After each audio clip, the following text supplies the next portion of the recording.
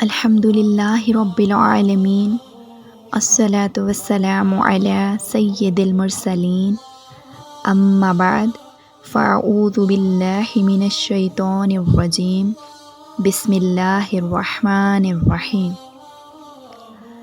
آئیے دیکھتے ہیں کہ جب امام علی وقار امام حسین رضی اللہ تعالیٰ عنہ اپنے گھر والوں کو اور عزیز و اقارب کو لے کر مکہ مکرمہ سے کوفہ کی طرف روانہ ہوئے تو اس کے بعد کوفہ کے حالات کیا ہو گئے۔ اس وقت کوفہ کے گورنر حضرت نعمان بن بشیر رضی اللہ تعالیٰ عنہ تھے۔ یہ حضور علیہ الصلاۃ والسلام کے صحابہ اور خانوادہ رسول کے غلاموں میں سے تھے۔ وہ اگرچہ حکومت کے ایک ذمہ دار عہدے پر فائز تھے، لیکن ان کے دل میں اس عہدے کی محبت نہ تھی۔ وہ اس پر غلامی رسول اور عشق حسین کو ترجیح دیتے تھے، اس لیے وہ مسلم بن عقیل رضی اللہ تعالیٰ عنہ کی راہ میں کوئی رکاوٹ نہ بنے اور خاموشی سے سب دیکھتے رہے۔ یزیدی حکومت کے حامیوں نے دیکھا کہ کایا پلٹ جانے کا امکان ہے، تو وہ حضرت نعمان بن بشیر رضی اللہ تعالیٰ عنہ کے پاس آئے اور آ کر کہا، اے نعمان، کوفہ شہر یزید کی حکومت سے نکلا جا رہا ہے۔ امام حسین کے حق میں لوگ جوک در جوک مسلم بن عقیل کے ہاتھوں پر بیعت کر رہے ہیں اور تو خاموشی سے تماشا دیکھے جا رہا ہے۔ مسلم بن عقیل کو گرفتار کر اور قتل کر کے ان کا صفایا کر دے تاکہ یہ سب فتنہ فساد ختم ہو جائے۔ حضرت نعمان رضی اللہ تعالیٰ عنہ کسی قیمت پر بھی ایسا کرنے کے لیے آمادہ نہ تھے، اس لیے انہوں نے ٹالنے کی کوشش کی۔ یزیدی حکومت کے حامیوں کا یہ وفد یزید کے پاس پہنچا اور اس کو صورتحال سے آگاہ کیا اور کہا کہ نعمان قطعاً تیری حکومت کے مفادات کے تحفظ پر آمادہ نہیں ہے۔ امام حسین رضی اللہ تعالیٰ عنہ کی آمد ہے اور لوگ مسلم بن عقیل رضی اللہ تعالیٰ عنہ کے ہاتھ پر جوک در جوک بیعت کر رہے ہیں۔ کوفہ اور بصرہ بھی تیرے اقتدار سے نکل جانے کو ہے، تو فوراً اس کے لیے کوئی بندوبست کر۔ یزید نے اپنے ایک خاندانی غلام کو بلایا اور اس سے مشورہ کیا۔ اس نے کہا کہ تو عبید اللہ بن زیاد کو کوفہ کا گورنر بنا دے، کیونکہ وہ قدر ظالم شخص ہے، وہ حالات کا جائزہ لے کر اس کو کنٹرول کر لے گا۔ ابن زیاد بصرہ کا گورنر تھا۔ یزید نے اسے کوفہ کا بھی گورنر بنا دیا اور حکم نامہ بھیجا کہ فوراً کوفہ پہنچ کر وہاں کے حالات کو قابو میں لاؤ۔ جس دن بصرہ میں ابن زیاد کو یزید کا یہ حکم نامہ ملا، اسی دن بصرہ میں امام علی وقار امام حسین رضی اللہ تعالیٰ عنہ کا قاصد بھی آپ کا خط لے کر پہنچا، مگر وہ گرفتار کر لیا گیا۔ ابن زیاد نے لوگوں کو خوفزدہ کرنے کے لیے ایک جلسہ عام کا اہتمام کیا۔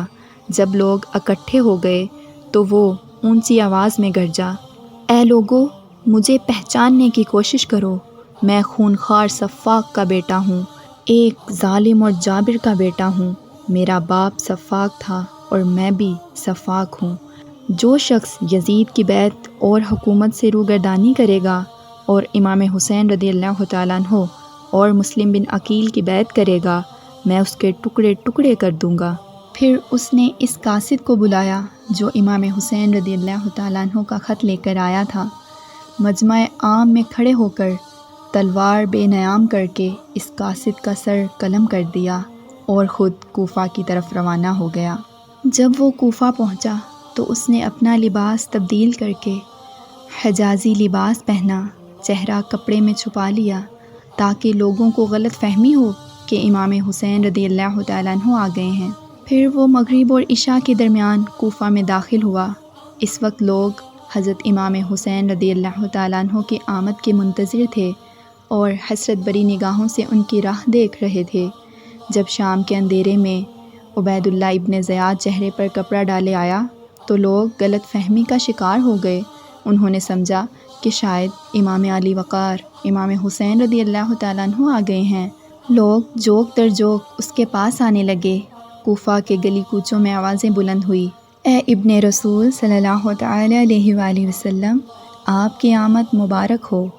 ہر طرف شور برپا ہو گیا، حتیٰ کہ نعمان بن بشیر نے بھی یہ سمجھا کہ امام حسین رضی اللہ تعالیٰ عنہ آ گئے ہیں۔ نعمان رضی اللہ تعالیٰ عنہ کو یہ پتہ چل چکا تھا کہ یزید ان کے قتل کے در پہ ہے اور حالات ناسازگار ہو گئے ہیں، اور کوفیوں کی حالت کا بھی انہیں علم تھا۔ جب ابن زیاد سیدھا نعمان بن بشیر رضی اللہ تعالیٰ عنہ کے محل پر پہنچا تو آپ رضی اللہ تعالیٰ عنہ نے دروازہ بند کر لیا اور اوپر سے آواز دی، اے حسین ابن علی، تجھ پر سلام ہو، رات کا وقت ہے، میری فوج قلعے کے اندر ہے، مجھے حالات کی ناسازگاری کا علم ہے، آپ خدا را کوفہ چھوڑ کر مدینہ چلے جائیں، یہاں کے حالات سازگار نہیں ہیں، لوگوں کے دل آپ کے ساتھ ہیں لیکن تلواریں یزید کے ساتھ ہیں، اور میں یہ نہیں چاہتا کہ میری حکومت میں آپ کا سر اقدس قلم ہو جائے، آپ خاموشی سے واپس چلے جائیے۔ ابن زیاد نے جب حضرت نعمان رضی اللہ تعالیٰ عنہ کی یہ بات سنی تو جل بن گیا، کیونکہ ان باتوں میں سے تو وفا کی خوشبو آ رہی تھی۔ گرج کر بولا، دروازہ کھولو، میں ابن زیاد ہوں۔ حضرت نعمان بن بشیر رضی اللہ تعالیٰ عنہ نے دروازہ کھول دیا۔ اس نے آتے ہی عہدے کا چارج لے کر حضرت نعمان رضی اللہ تعالیٰ عنہ کو معزول کر دیا اور اسی وقت اپنے جاسوسوں کو حکم دیا کہ شہر میں پھیل جاؤ اور جہاں مسلم بن عقیل رضی اللہ تعالیٰ عنہ نظر آئیں ان کو گرفتار کر کے میرے پاس لے آؤ۔ اگلے روز ابن زیاد نے کوفہ میں ایک جلسہ عام کا انتظام کیا۔ اس میں ہزاروں افراد جمع کر کے اس نے برملا اعلان کر دیا کہ تم لوگ جانتے ہو کہ میرا باپ زیاد جلاد تھا، سفاک تھا، خون ریز تھا، اور میں بھی ویسا ہی ہوں۔ تم یزید کی بیعت اور اس کی حکومت سے انکاری ہو، بس میں تمہیں سختی کے ساتھ اس بات سے منع کرتا ہوں اور یہ اعلان کرتا ہوں کہ جو شخص امام حسین کے لیے مسلم بن عقیل کے ہاتھ پر بیعت کرے گا میں اس کا نام صفحہ ہستی سے مٹا دوں گا۔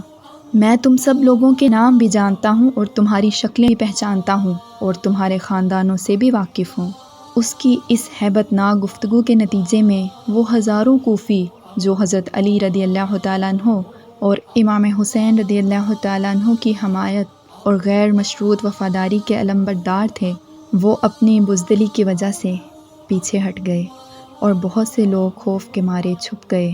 اس کے بعد اس نے حضرت مسلم بن عقیل رضی اللہ تعالیٰ عنہ کی رہائش کا پتہ کرنے کے لیے ایک غلام کو 3000 درہم دے کر بھیجا۔ اس کو اطلاع ہو گئی تھی کہ حضرت مسلم بن عقیل ایک رئیس کے گھر موجود ہیں جس کا نام ہانی بن عروہ ہے۔ وہ اہل بیت کے ساتھ محبت رکھنے والے تھے۔ اس غلام سے کہا کہ تم ہانی کے گھر جاؤ اور یہ ظاہر کرو کہ تمہیں بصرہ والوں نے امام حسین رضی اللہ تعالیٰ عنہ کے حق میں حضرت مسلم بن عقیل کے ہاتھ پر بیعت کرنے کے لیے بطور نمائندہ بھیجا ہے۔ اس غلام نے ایسا ہی کیا اور یوں حضرت مسلم بن عقیل رضی اللہ تعالیٰ عنہ کے ٹھکانے کا پتہ ابن زیاد کو دے دیا۔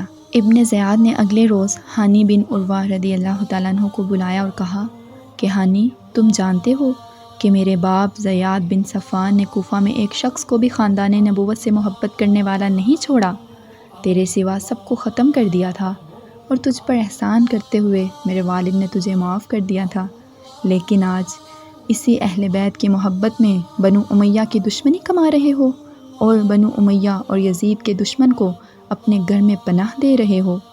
حضرت ہانی رضی اللہ تعالیٰ عنہ نے انکار کر دیا، لیکن جب اس نے غدار غلام کو پیش کیا تو آپ سمجھ گئے کہ سازش کا شکار ہو چکے ہیں اور ابن زیاد کو علم ہو گیا ہے۔ ابن زیاد بولا، اب مسلم بن عقیل کو میرے سپرد کر دو۔ ہانی کہنے لگے کہ میں یہ ظلم نہیں کر سکتا کہ خانوادہ رسول صلی اللہ تعالی علیہ وآلہ وسلم کے چشم و چراغ کو اپنے ہاتھوں سے گل ہوتا ہوا دیکھوں۔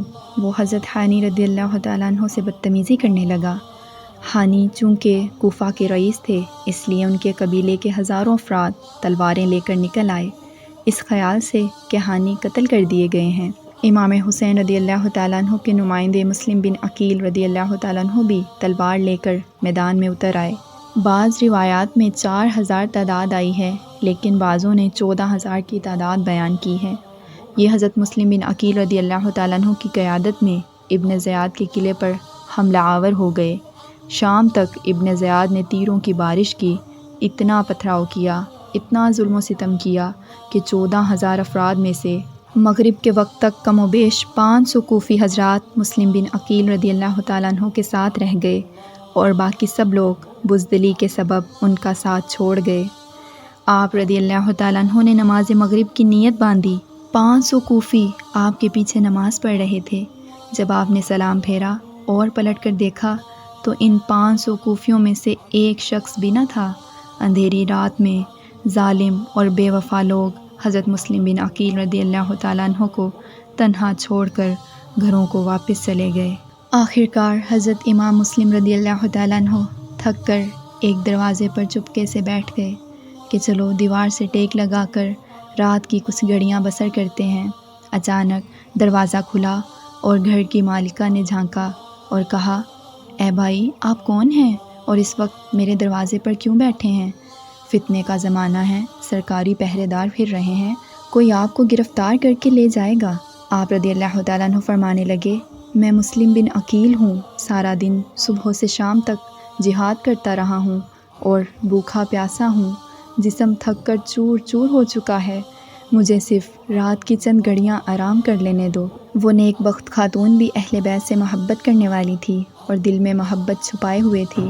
اس نے مسلم بن عقیل رضی اللہ تعالیٰ عنہ کو اپنے گھر جگہ دے دی، لیکن اسے کیا خبر تھی کہ اس کا بیٹا تو امام مسلم بن عقیل کی تلاش میں ہے۔ اس ماں نے اپنے کام کو کار خیر سمجھتے ہوئے اپنے بیٹے سے کہا کہ آج ہمارے گھر میں گلستان محمدی کا مہکتا ہوا پھول آیا ہے۔ اس بیٹے نے خونخوار آنکھوں سے دیکھا اور ابن زیاد کو خبر کر دی۔ اس کے سپاہی آئے اور مسلم بن عقیل رضی اللہ تعالیٰ عنہ پر حملہ آور ہو گئے۔ دیر تک آپ نے دفاعی جنگ لڑی، لیکن تنہا تھے، گرفتار کر کے ابن زیاد کے پاس پہنچا دیے گئے۔ ابن زیاد نے آپ کو ہانی بن عروہ رضی اللہ تعالیٰ عنہ کے ساتھ قید میں رکھا۔ یہ خبر پھر کوفے میں آگ کی طرح پھیل گئی اور کم و بیش 18,000 افراد پھر حضرت مسلم بن عقیل رضی اللہ تعالیٰ عنہ کی رہائی کے لیے آ گئے۔ ابن زیاد اہل کوفہ کی نفسیات کو بخوبی سمجھتا تھا۔ اسے علم تھا کہ یہ لوگ انتہائی بزدل، ڈرپوک اور کم ہمت ہیں، شیر کی طرح آگے آتے ہیں مگر مد مقابل کے بگڑے ہوئے تیور دیکھ کر فوراً ہی سہم جاتے ہیں۔ اس نے ان کی بزدلی سے فائدہ اٹھاتے ہوئے حضرت امام مسلم بن عقیل رضی اللہ تعالیٰ عنہ اور حضرت ہانی رضی اللہ تعالیٰ عنہ کو شہید کرنے کا فیصلہ کر لیا۔ اس نے سوچا کہ ان حضرات کے سر کوفیوں کی بھیڑ میں پھینک دیے جائیں۔ ان کے کٹے ہوئے سر دیکھتے ہی ان کی یہ سب نعرہ بازی ختم ہو جائے گی اور یہ جوش اور خروش بھول کر بھاگ جائیں گے۔ چنانچہ ایسا ہی ہوا۔ ان دونوں کو شہید کر کے جب ان کے سر کوفیوں میں پھینکے گئے تو ان کے ہاتھ پیر پھول گئے، خوف سے کانپ اٹھے اور وہاں سے بھاگ گئے۔